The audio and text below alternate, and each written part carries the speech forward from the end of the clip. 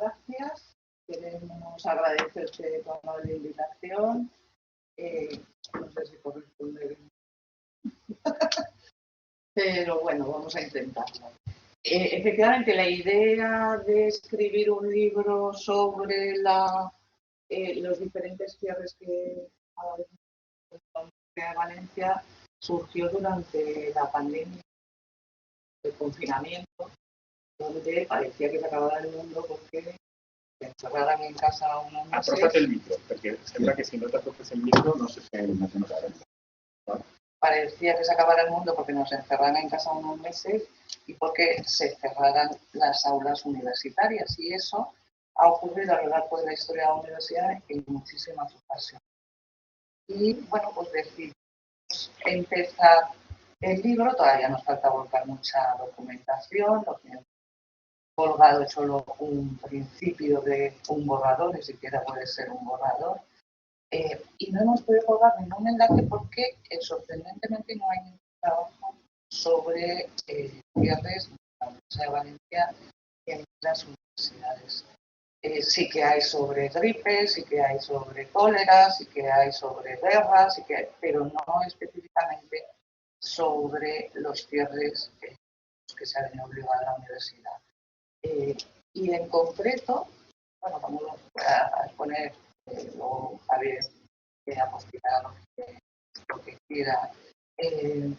Lo queríamos ver desde abarcando toda la historia de la universidad.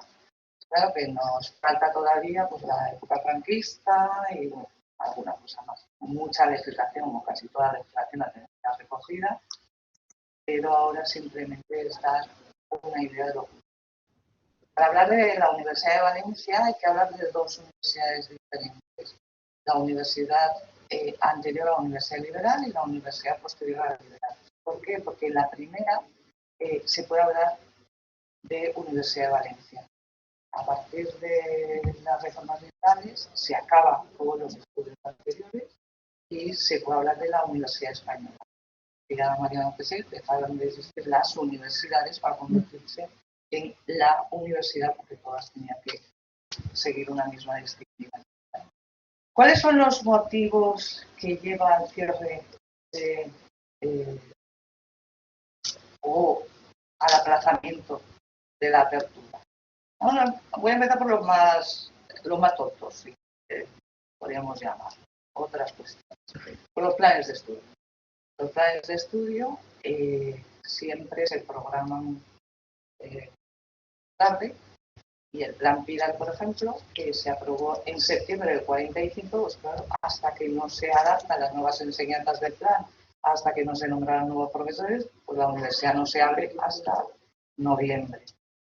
En 1868, como ocasión de la gloriosa revolución, las juntas revolucionarias son las que eligen al rector, que después una de ellas se ha formado, que le da el visto bueno, también retrasan la apertura de la universidad. Entre otras cosas, a partir de la gloriosa es cuando empieza la enseñanza libre. Todo eso se tiene que adecuar antes de que empiece. Si la revolución es en septiembre, es imposible que empiece antes de noviembre. Cuando se proclama la Primera República, pues se dan 3 días de fiesta.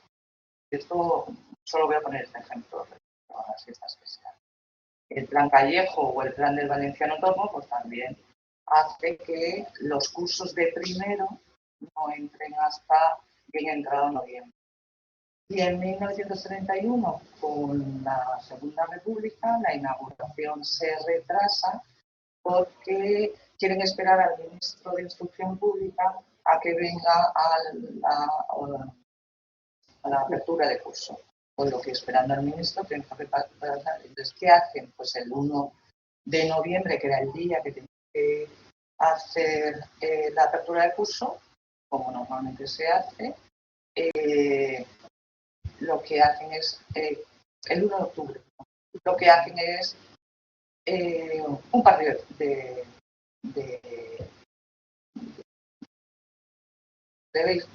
rugby. De rugby. Un partido de rugby, de fútbol americano, de una cosa de estas, con estudiantes franceses. Claro, perdieron los valencianos 14-0. Otros motivos que llevan a cerrar las aulas ya un poquito más importantes, pues claro, la guerra. La guerra paraliza o semi-paraliza el desenvolvimiento de la vida académica, porque todo hay que adecuarlo a las necesidades médicas. Es llamativo que en todas las guerras, en las que más o menos no vamos a entrar, solo de forma así, siempre se habla de que hay que respirar normalidad. En la universidad hay que respirar normalidad. No pasa nada. Aquí no hay guerra. Las clases tienen que continuar. Y es verdad que tenemos menos noticias de las Germanías. Sabemos que se cerró la universidad, no tanto por la guerra, sino porque después de la guerra pues no solo coincide con la peste, sino que además pues la situación económica no permite abrirla. Se cierra la universidad durante la guerra de sucesión, desde 1705 a 1709, que es después muy difícil adecuar las reformas borbónicas a la Universidad Valenciana, porque tenía otros estatutos, tenía otra forma de entender los estudios. Además empiezan a entrar ya catedráticos y estudiantes castellanos. Antes también entraban, pero en menor número. Esto lo quiere acabar Blasco, el poderoso rector Vicente Blasco, un poquito antes de que comience la independencia, con una institución muy parecida a las acreditaciones actuales, que se llama candidatura y por la que tienen que pasar todos los doctores que quieran ser profesores en la Universidad de Valencia, como ningún otro profesor o ningún otro doctor en ninguna otra universidad española tiene esos cursos ni esos exámenes, pues solo pueden ser profesores los doctores valencianos. Eso lleva a problemas entre los propios profesores, que son los que hacen que a veces se tenga que cerrar la universidad. La siguiente guerra es la guerra de independencia.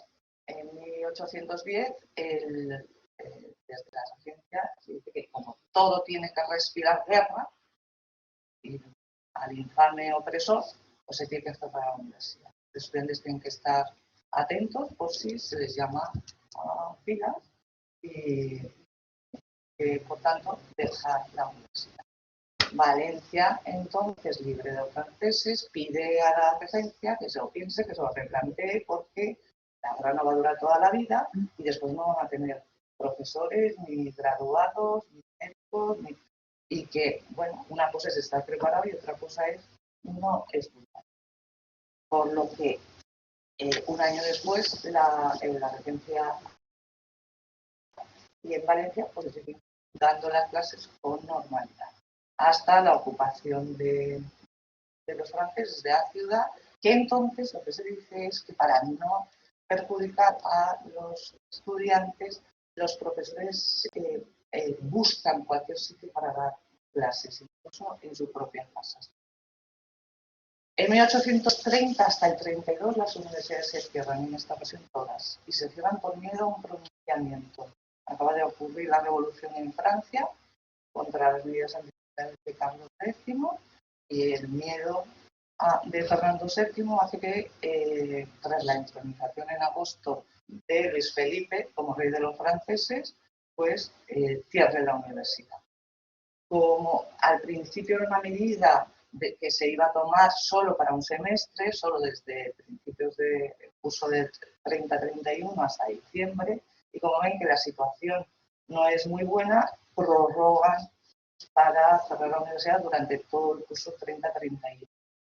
Lo que pasa es que para que no pierdan los graduados clases, y que después puedan graduarse el año que les toca, se permite las clases privadas.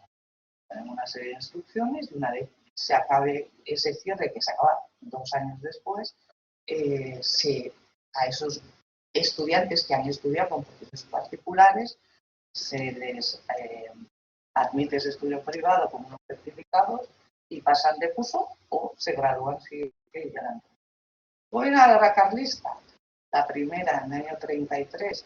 Efectivamente ahí no se cierra la universidad, pero sí que hay algún día que tenemos constancia, por algunas noticias que nos han llegado, que sí que se cierran las aulas. Con la gloriosa revolución, que ya les he dicho, en septiembre del 68 solo se retrasa, pero en octubre del 69 está previsto que los voluntarios que han participado en la guerra, los voluntarios de la libertad, entreguen las armas. Los valencianos dicen que sí, que las van a entregar sin ningún tipo de problema. Y parece ser en una publicación que se llama La Flaca, que es una publicación cómica, que sale como respuesta a la Borda. La Flaca es de Madrid, la Borda y la Flaca es de Barcelona y la Borda es de Madrid. La Flaca es republicana y la Borda conservadora. Pues la Flaca publica un dibujo en el que se ven unas gallinas con sombreros con gorros militares y abajo pone los voluntarios de la libertad de Valencia.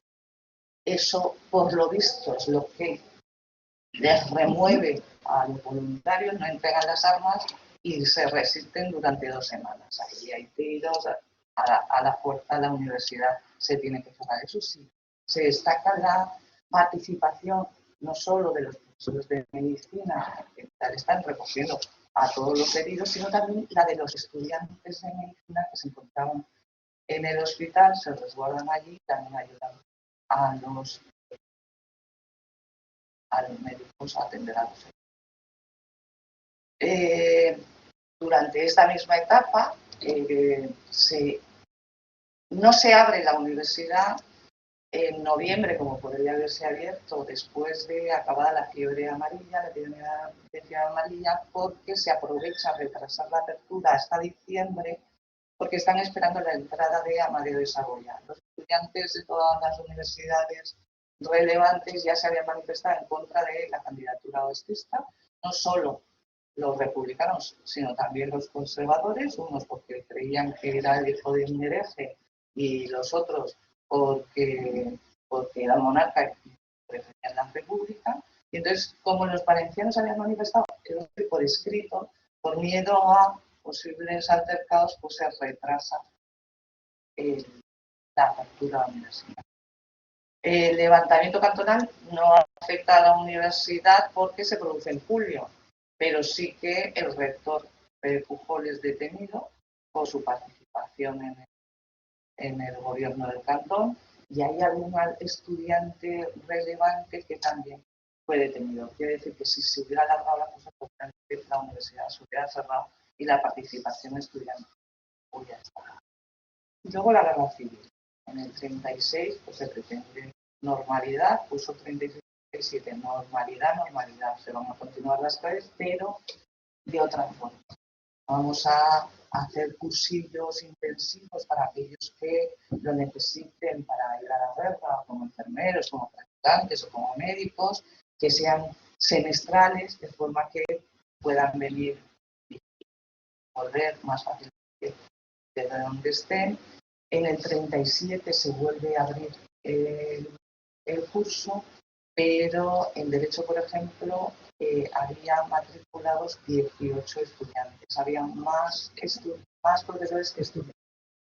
La situación era insostenible, se quiso aguantar, pero finalmente se suspende las 3:30 hasta que terminaron.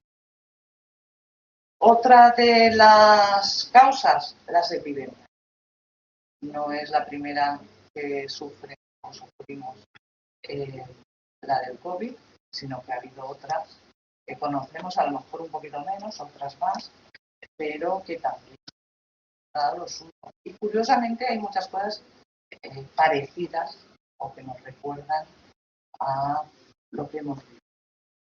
¿Por qué? Porque en común, más o menos, todas las que vamos a ver tienen la subrestricción de los españoles, que se mezcla buscando con su religiosidad y buscando las causas de esas enfermedades. Siempre el escaso conocimiento de la enfermedad en el momento que llega, no tienen ni idea. tienen idea de lo que se ha ido publicando en Europa, pero no saben cómo responder. La falta de higiene de la población, el escaso control de los mercados. En todas aparecen remedios descabellados, absurdos en muchas ocasiones, de gente que quiere hacer negocio. En todas aparecen las quejas de que no hay médicos suficientes, de que no llegan las medicinas, de que los pueblos y las ciudades están desabasteciendo de alimentos necesarios. Y sobre todo en ellas, en todas, se va a producir el cierre de las aulas universitarias. Es curioso que en alguno de estos lo que se dice se le apremia al rector, porque las epidemias no se producen en todos los sitios a la vez. Puede producirse en Madrid y llegar más tarde a Valencia. Entonces, cuando se produce con el cólera del 65, que en Valencia todavía no ha llegado y en Madrid ya se están dando disposiciones para ver cómo se cierran las aulas y los chavales no vayan y cómo recuperan los exámenes y tal, aquí se apremia al rector para que cierre la universidad, a pesar de que no se ha dado todavía ningún caso, porque es que nos vamos a quedar sin estudiantes, porque como se abra la universidad, los estudiantes se van a matricular en otras facultades o en otras universidades, porque tienen medio mes, o sea, tienen medio curso de vacaciones, por lo que pues el rector rápidamente cierra la universidad. En la universidad, etapa de la Universidad de Valencia, fundamentalmente lo que se desarrolla es la gestión es la peste. 7, creo, otra en el 20, cierran en el 16, otra en el 20, cierran la universidad. La peste bubónica de 67 a 48, donde un tercio de la población y donde, luego, como las otras, van a jugar un papel destacadísimo los médicos de la Facultad de Derecho. Se les pide un informe una vez ha pasado la epidemia y, como siempre pasa, no se ponen de acuerdo.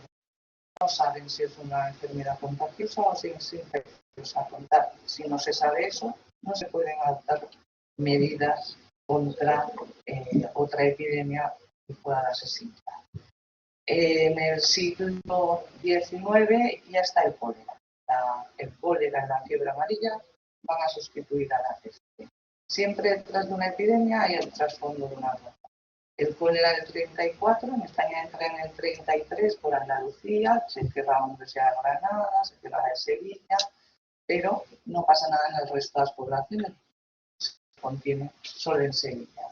Viene el invierno, bueno, con el invierno se calma el cólera, pero vuelve a brotar en julio.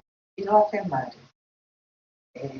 Rápidamente, como el trasfondo de esta enfermedad, de esta epidemia, es la guerra carlista y está ese sustrato de superstición, le echan la culpa de la epidemia de cólera en Madrid a los jesuitas, porque dice que son los que han envenenado las aguas de los que tienen que beber los hospitales madrileños, porque la Iglesia estaba a favor de los carlistas y dentro de la Iglesia pues destacaban muchos jesuitas a favor de no la compañía de Jesús entera, sino a algunos jesuitas. Con lo que se lleva una matanza de frailes, se queman los conventos, detienen a uno porque dicen que es que le han visto con polvitos que estaba echándolo en el río. Esto pasa en junio en Madrid y en julio llega a Valencia. Claro, el gobernador civil, que está advertido de lo que está pasando en Madrid, rápidamente da una declaración que se publica en toda la prensa y se publican en edictos, bueno, en los ayuntamientos, y dice que esto no es culpa de los jesuitas, ni es culpa de los religiosos, que no va a permitir los desmanes que se están ocurriendo en Madrid y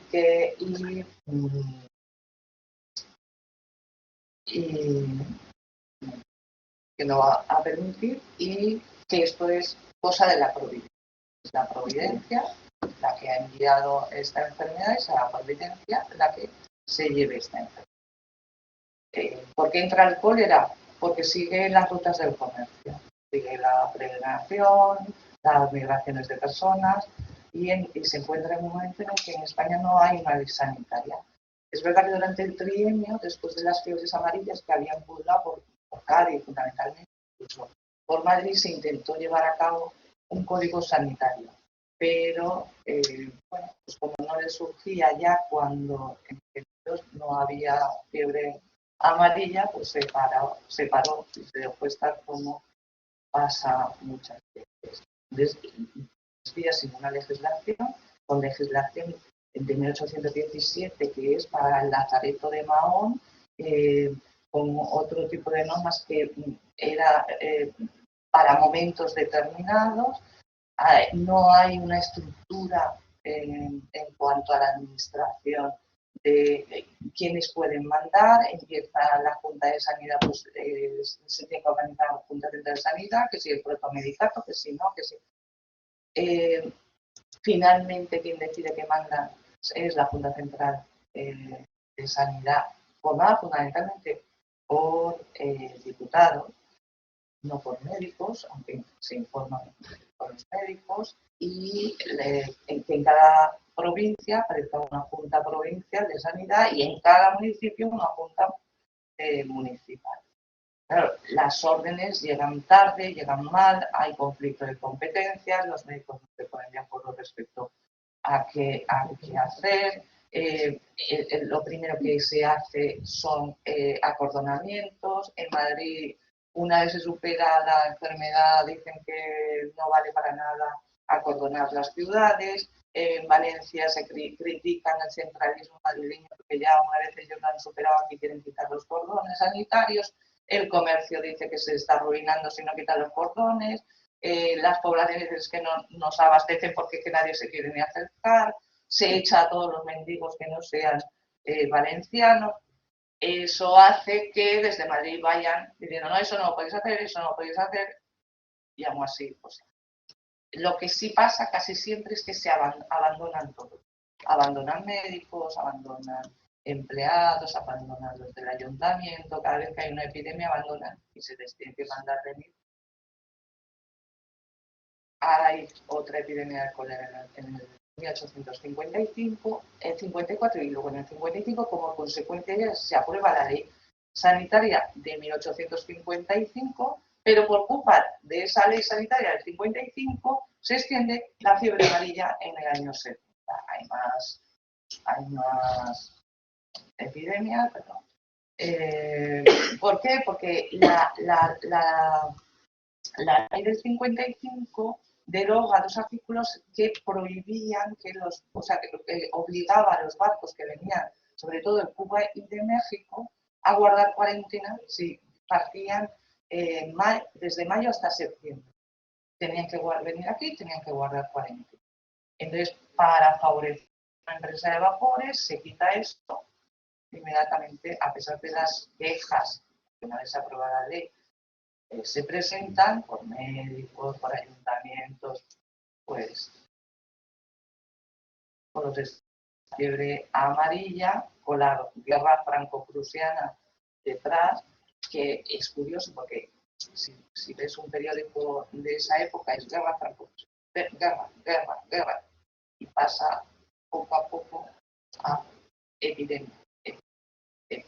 Ya la guerra pasa a un segundo plano. Luego vendrá el cólera del 84-85, que devastó la ciudad y la provincia de Valencia. De hecho, hay un cementerio municipal recordando a las víctimas.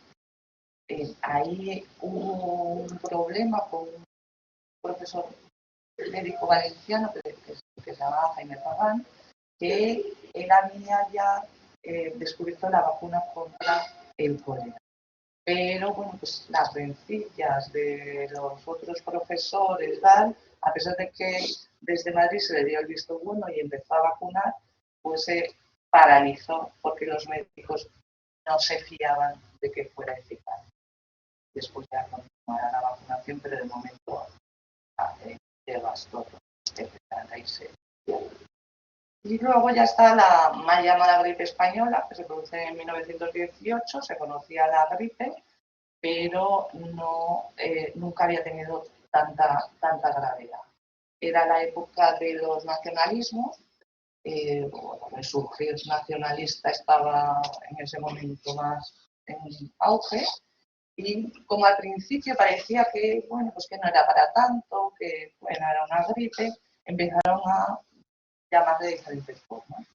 Y en Castellón, que después pasó a Valencia, se le llamó la cucaracha.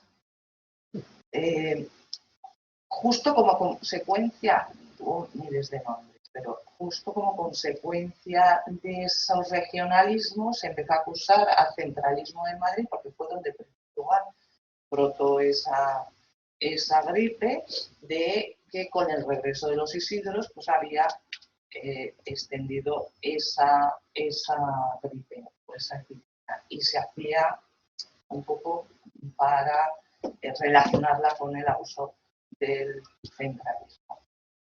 Los Isidros. Los madrileños. Pero el regreso es... Pues que cuando ellos habían ido a pasar el verano, por ejemplo, a Madrid, si volvían a sus casas, o volvían a trabajar, o volvían a mejorar, pero no era tanto por eso, sino por hacer ver lo malo del centralismo. En una época ya, aunque desde las cuestiones sanitarias, desde donde principios critican el centralismo. El centralismo se critica en la universidad en el siglo XXI, casi. Bueno, antes, pero la autonomía, cuando se pide autonomía,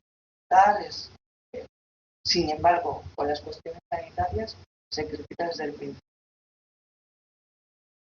Bueno, y con la gripe, como la gripe aparece en Madrid en mayo, lo primero que piensan es, ¿qué hacemos con los estudiantes? Se tienen que examinar. ¿Cuándo se examinan? Porque les coincide con los exámenes. Ah, bueno, pues mira, los vamos a dejar para septiembre, pero son para Madrid, no para Valencia, porque en Valencia todavía no se había cerrado la universidad, porque la epidemia había llegado allí y todavía era muy leve. Pero sí que empezamos a ver en la prensa valenciana que se pide ayuda a estudiantes de medicina, porque ya en los pueblos ya hay brotes muy fuertes. En septiembre se cierra la universidad y de nuevo, quejas y más quejas, que no llegan los medicamentos, recursos. La universidad se cierra con más de 4.500 muertos desde septiembre a noviembre y se abre el 1 de diciembre. Es curioso porque hay un periódico que se pregunta, ¿ha traído alguna ventaja la gripe española? Dice sí, a los profesores que acostumbran a cobrar sin ir a clase, y ahora lo hace, no van a clase, pero por lo menos le dan. Tampoco se tenía muy buena opinión. Y en el diario Pueblo, se recogía, y les digo, es que esto se recoge ahora mismo y podemos pensar que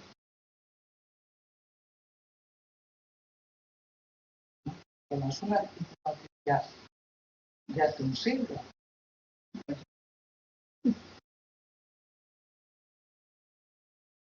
A ver si me va a pasar.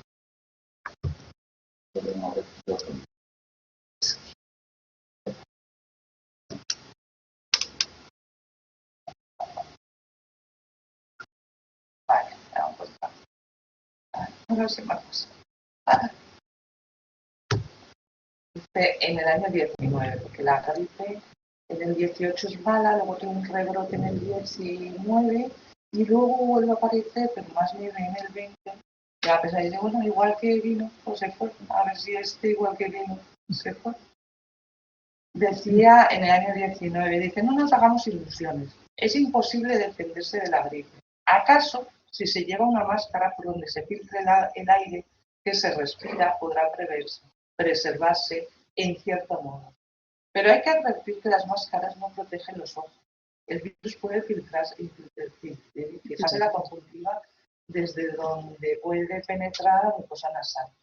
Añádese a esto que la gripe se transmite de una manera asombrosa por medio de miles de enfermos que, sin ser heridos gravemente por el mal, circulan por las calles, asisten a sus quehaceres, etc. Dice, no hay exageración en decir que el año pasado, en el 18, en un café de 100 personas, se hubiesen podido encontrar 30 enfermas.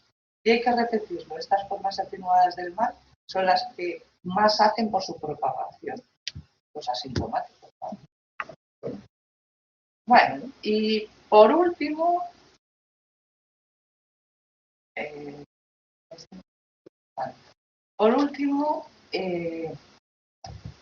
uno de los problemas más graves que tiene la universidad, en la época que estudiamos, que es la indisciplina de los. Es verdad que se ha tratado mucho la cuestión estudiantil, los movimientos estudiantiles, pero nosotros solo nos centramos en cuándo esos movimientos provocan el cierre de la universidad. En la Universidad de Valencia, no en la Universidad Española, se conocen tumultos estudiantiles en los años 16, en los años 17, pero en muchas ocasiones no sabemos si se cierran las aulas. Lo que sí sabemos es que en los estatutos de la universidad se va repitiendo, a medida que van reformando los estatutos, siempre se recoge que está prohibido que los estudiantes lleven armas o que enciendan cohetes o tiren petardos. Luego quiere decir que los estudiantes llevan armas a clase. Si llevan armas a clase, le culpas a los padres. ¿Por qué llevan armas a clase? Porque el grado, o sea, la gente se matriculaba en la universidad no solo aspirando a un cargo en la administración eclesiástica o en la administración civil, sino porque les equiparaba a los nobles. El graduado se podía llevar después el título, el nombre de don, y además estar exento de algunos impuestos y además el derecho de llevar armas. Con lo que, bueno, pues ellos estaban graduando, ellos están estudiando, pues ¿por qué no van a llevar armas? Fundamentalmente la universidad en este momento lucha contra los estudiantes extranjeros, contra los estudiantes que vienen de fuera, porque se supone que son ellos los que causan esos problemas. ¿Qué pasa en la universidad del 19? En la Universidad Española, porque hablamos de Universidad Española y no Universidad de Valencia, aunque ahora ya les va a hablar de la Universidad de Valencia, porque con las reformas liberales se pretende que todo sea uno y lo mismo, que sea la misma religión una y para todos, que sea la misma constitución, que sea la misma código, que sea la misma fiscal y la misma universidad. Introduce la idea de uniformidad. Uniformidad que es difícil conseguir en cuanto a la instrucción pública, porque hay tantas disposiciones, tantos decretos, tantas cosas, que muchas veces ni los rectores las conocen. Como decía Unamuno, instrucción pública era igual a la tela de Penélope, eterno tejer, destejer. Decía Gómez de la Serna a mediados del siglo XIX, que todas esas reformas parecían que estaban vinculadas a la vanidad de los ministros que querían pasar a la posteridad, porque es que no hay ministro que no conozcamos que no haya planteado una reforma, la haya sacado adelante o no.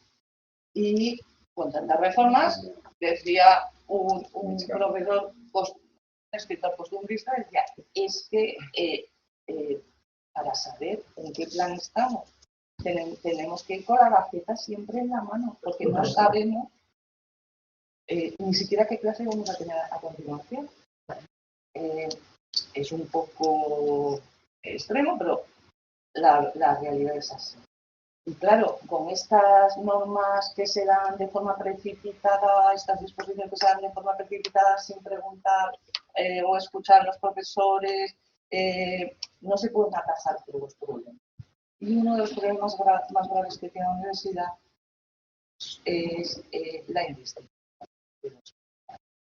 A partir de 1845, con el Plan Pilar, no voy a hacer referencia a todos los planes, pero con el Plan Pilar, uno de los motivos de ese plan no es reorganizar los estudios, sino también acabar con esas manifestaciones estudiantiles que hacen, actualmente, que los alrededores de las universidades sean temidos por los transeúntes, porque les puede caer una piedra o se pueden encontrar con algún problema. Es verdad que los motivos ahora, hasta el 68, hasta la gloriosa y fundamentalmente hasta 1900, no son motivos políticos. De duda cabe que los vaivenes políticos influyen en los estudiantes, pero no es eso lo que les pasa. En el año 1822, se tiene que cerrar la universidad porque los liberales se han extremado y se han dividido entre moderados y exaltados. Y entonces se les ha dado por llevar unas cintas y depende del color de la cinta, eras moderado o eras exaltado. Y entonces, si eras exaltado, al moderado, aunque fuera liberal, le cantabas el tragalaperro. O sea, que tragas la Constitución. Dos estudiantes se encarzan a palos y viene la policía a separarlos. Con lo que estos que estaban disgustados entre ellos porque eran de facciones diferentes, se unen, van corriendo a la universidad a decir a sus compañeros que les tenían que ayudar y que a las armas porque nos están avasallando. Allí la policía saca, la Guardia de Seguridad saca hasta los sables para acabar con el tumulto que se organiza. Inmediatamente tiene que cerrar la universidad. Eso no pasa, ¿no? En el año 40, otro rector que cumple las normas, el reglamento que dice los reglamentos que se van dando, que se dan continuamente, que el año, o sea, que el curso empieza la semana escolar es de lunes a sábado. Antes, el jueves lo tenían libre. En el momento que hace el rector por que se cumpla, que el jueves vayan a clase, de nuevo otro problema. Un problema que además, como el rector recién nombrado era exaltado, era progresista entonces, y los legistas no querían entrar en clase, porque no querían cumplir lo de los jueves. Con lo que los médicos, que se suponía que eran los exaltados, dicen que no entran porque son moderados. Se arma el rector tiene que ir a la universidad, después de que empieza, muere el rector, el gobernador llega, le pega una pedra, llega el ejército, el gobernador sangrando. No. Por eso con el Plan Pilar tenemos que atajar con estos disturbios porque se ha relajado en los últimos años. Error.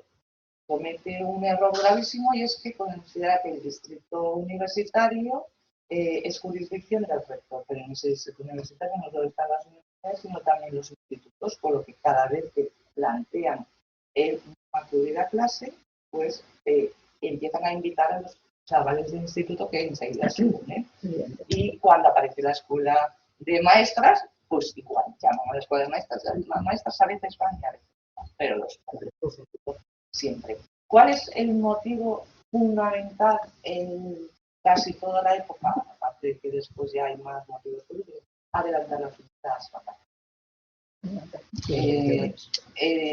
De hecho, en el Plan Pilar, que luego se va recogiendo en los reglamentos y en otros planes, se dice que los que promuevan desórdenes y altercados aisladamente o acuadrillados en una aula o dos o más para adelantar vacaciones, repulsar a los catedráticos o contrariar la cuadra disposición de este plan, pues la pena sería expulsión o pérdida de curso. Luego cambian. Y dicen, bueno, expulsión nos parece muy grave, pérdida de curso, vale, pues mira, pérdida de curso, pero pueden examinarse si vuelven a pagar la matrícula. Y luego cambian. Y dicen, bueno, si son reincidentes, pasan directamente a septiembre y tienen que pagar doble matrícula, aparte de la que ya habían pagado. Pero esto, ni estas normas ni otras disposiciones que se van dando a lo largo de todo el siglo impiden que los estudiantes se levanten, fundamentalmente, ya os digo, que es por cuestión de vacaciones. Y si es por alguna cuestión más ideológica o más, siempre coincide con vacaciones las que nos levantamos en septiembre porque han suprimido la libertad de enseñanza. Nos levantamos en noviembre. Vale, pues después de 2 semanas, dicen, ahora para qué vamos a volver. Otra tributa porque quieren atrasar vacaciones porque ya están terminando el curso. Hasta el punto que llega un momento que hasta la prensa liberal y conservadora se unen para decir, oye, que pidan un cierre de las universidades. Es que no hay sentido. Cada vez que hay un problema de estos, los estudiantes se plantan en la puerta de la universidad. No es que no vayan, van a la puerta de la universidad, pero no entran en las clases. Claro, al no entrar empiezan a organizarse tumultos y eso es lo que hace que el rector cierre para evitar que acaben. Un ejemplo, el 1 de junio de 1880, el rector Montserrat Piutó, que se había destacado como médico magnífico durante la fiebre amarilla, decide presentarse el día de los exámenes. El día del examen, el 1 de junio, cuando se están organizando los tribunales para los exámenes. Y hay tribunales que no se reúnen. Y los estudiantes se extrañan y lo que dicen, no, es que todos estos cursos que no se han organizado tribunales es porque pasáis directamente a septiembre. Pasáis a septiembre porque hay que cumplir las normas. Hasta ahora el problema es que si el rector les pone una sanción a los chavales, el ministro la quita.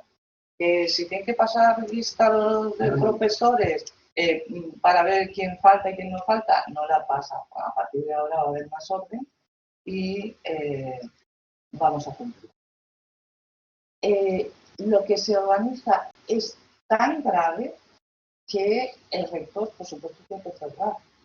Pero es que no solo, y los estudiantes impiden que el resto de estudiantes puedan matricular, puedan examinarse, pero es que no solo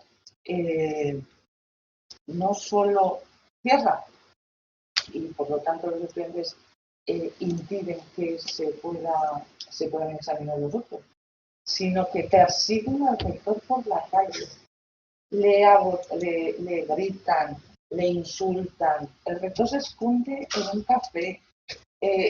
Los estudiantes esperan allí. El rector después se va a su casa. En su casa voz en grito. El rector decide irse a Madrid a presentar su dimisión. Le esperan en la estación, en el paso a nivel, le tiran piedras. Al final el rector dimite y ningún profesor quiere aceptar el cargo de rector. Hay otros problemas que además se acentúan ya por cuestiones políticas, pero la muerte de la universidad o el problema de la indisciplina, hay momentos en que, por ejemplo, en 1915, dice, mira, van a acabar todos estos problemas que quieren tratar vacaciones y que no quieren ir a clase, porque no sea obligatoria la asistencia. ¿Qué pasa? No es obligatoria la asistencia, pero yo me planto en clase para coaccionar a los que van a clase, para decirles que no vayan a clase, con lo que en el año 16 tiene que salir otro EPP diciendo que tanto pueden ir como no ir a clase y que están prohibidas las coacciones contra los estudiantes. Esto ya para acabar. Blasco Ibáñez, por ejemplo, decía, yo estudié Derecho, aunque no lo sabíais. Y digamos, prácticamente no fui nunca a clase, porque 15 días antes del examen me estudiaba todo de memoria y pues sí, fui sacando curso por año, porque yo estudiaba por lo que los estudiantes llamaban remediados, que era un resumen de los manuales. y solo iba si oía que había alguna revuelta. Entonces sí que iba para tirar piedras, para animar a los estudiantes, y entonces ya sí que era buen estudiante. Y dice, cuando me veía el bedel decía pájaro de mal agüero. ¿Cuál es el problema de la indisciplina? Y lo señalan muchos profesores a finales del siglo XIX. Hay que reformar. Hay que reformar la forma en la que se explican las universidades. Hay que acabar con los manuales. Como decía Unamuno, el manual mata la cátedra.